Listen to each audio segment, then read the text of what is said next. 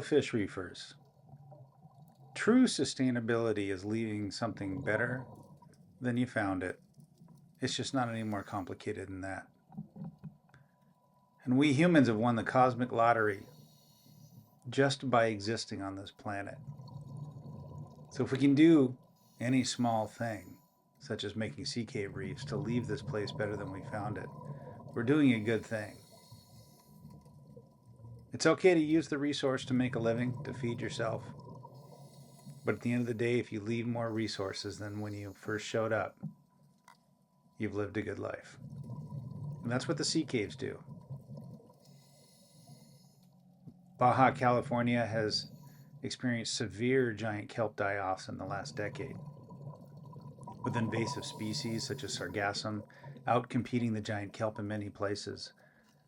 So by placing the sea caves and letting the giant kelp grow and flourish, and all of the other forms of marine life like the senorita fish and the female sheephead thrive and breed and seek homes, it's a wonderful thing. The calico bass love to thrive around the kelp. They're actually called a kelp bass for obvious reasons. They blend right in.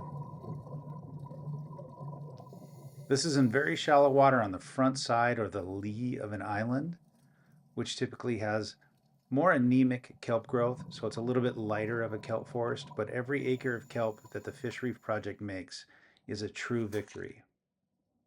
Free divers love to use it. Scuba divers love to use it.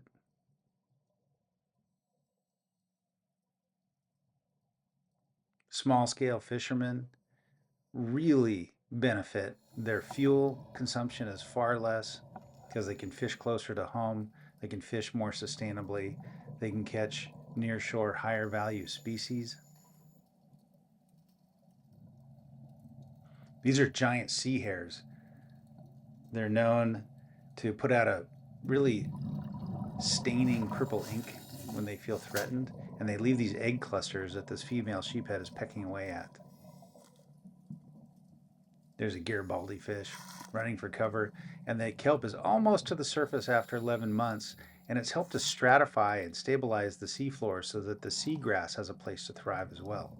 Here's a glimpse into a nearby natural kelp canopy, and you'll see the sea caves will yield a canopy like this in about another year. Much heavier, more dense, because the kelp likes a critical mass. And then heading out about 150 feet offshore to 60 feet of water, where the deeper water fish reefs are laid that are more of a breeding ground for sand bass, calico bass, sheephead, whitefish, yellowtail, black sea bass, and many more.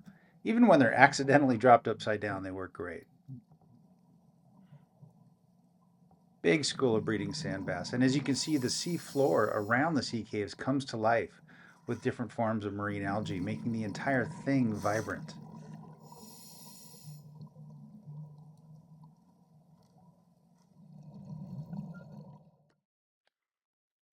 The deployment of the sea caves is always a tricky job. It's quite dangerous. These loads weigh 6 tons even when underwater, so the divers have to be very careful to stay out of the way of the sea caves as they touch the seabed.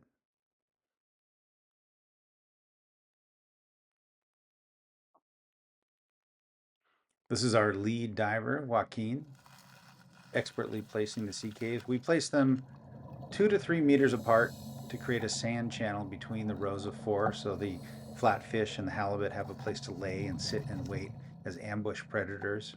But you want them dense enough to where the kelp that grows on them protects itself as it grows through a critical mass.